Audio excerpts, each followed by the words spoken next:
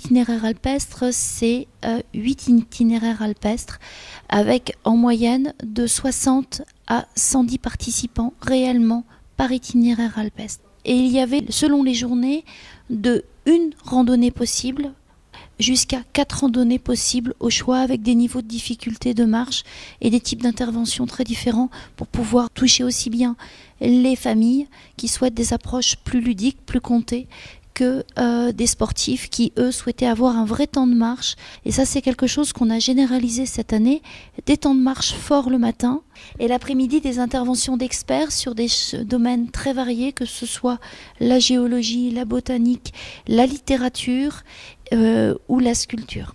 Nous sommes auprès de l'alpage du Léron, entre Morzine et Léger, et nous accueillons donc Marie Chastel, qui est sculpteur et écrivain, et qui va intervenir cet après-midi sur la randonnée des itinéraires alpestres. Pouvez-vous nous expliquer un petit peu ce que vous allez présenter cet après-midi aux randonneurs ? Alors voilà, moi j'ai un amour pour la montagne, et cet amour-là m'a fait devenir graveur. En fait, je suis graveur et pas sculpteur. Et dont je vais parler, c'est une petite chose que j'ai intitulée « De la montagne à l'atelier ». Donc je vais partir du réel et puis je vais y mettre l'imaginaire, et je vais parler de ça, de cette gamberge, de cette façon d'aller grappiller des choses comme ça dans la montagne et de les ramener dans mon atelier et de travailler avec.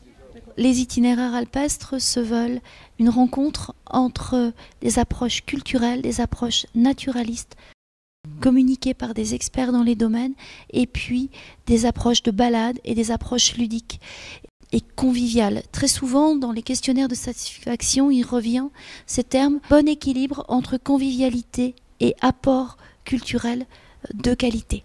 Excellente conférence. Bonne organisation, accueil soigné et pot savoureux. Animation et ambiance festive. Accompagnateur très impliqué et compétent. Convivial et instructif. Tout était parfait, la montagne et les sites très intéressants. La météo a écourté la sortie, mais c'était quand même très sympa. Bravo et un grand merci. Un conteur agréable à entendre, d'une grande sensibilité. Accueil de qualité, journée extra. Ces itinéraires ne pourraient pas se faire sans les collectivités. En effet, c'est les collectivités qui offrent tous les pots d'accueil du Midi, qui accueillent, qui participent à l'organisation concrète des journées sur leur territoire. Toutes les intercommunalités et communes ont participé et participent à l'organisation de randonnées géologiques, puisque rappelons que le socle de ces 8 jours, c'est la géologie. Donc la géologie, c'est l'eau, c'est la protection de la ressource, ce sont les pierres. Donc autour de ces richesses naturelles, eh bien, des randonnées sont organisées. C'est à la fois de la diversité, de la richesse et bien sûr une possibilité d'élargir nos connaissances et d'enrichir notre savoir. Il y a beaucoup de monde. Nous, on était un groupe de 30 personnes avec des gens de la région, des touristes, des gens en vacances. Voilà. Non, c'était vraiment très intéressant, et je suis très heureuse d'avoir pu organiser cet itinéraire alpestre avec la commune d'Égers, un travail entre les deux communes. C'est agréable de découvrir le territoire à côté de chez soi, qu'on ne connaît pas forcément. Des fois on court le monde et puis on découvre des zones comme ça assez magiques. J'ai un peu honte de le dire, mais c'est la première fois que je viens là, et pourtant je suis juste de l'autre côté. Donc c'est la preuve que les itinéraires, ça permet de découvrir le Chablais. Même pour ceux qui sont, même pour les Chablaisiens, surtout pour les Chablaisiens, parce que je ne suis pas sûr qu'on connaisse tous nos beaux coins. J'étais passé en haut, là-bas derrière, mais là, jamais. Donc pour ça, c'est bien. Moi non plus. Merci d'ailleurs. l'itinéraire.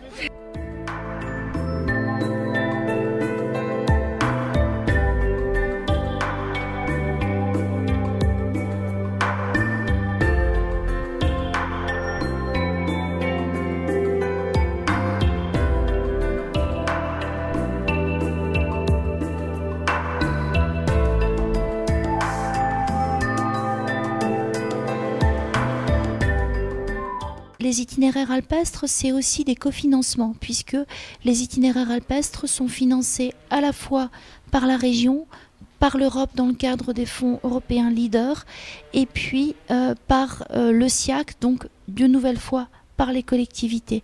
C'est pour ça que ces itinéraires sont gratuits pour les participants.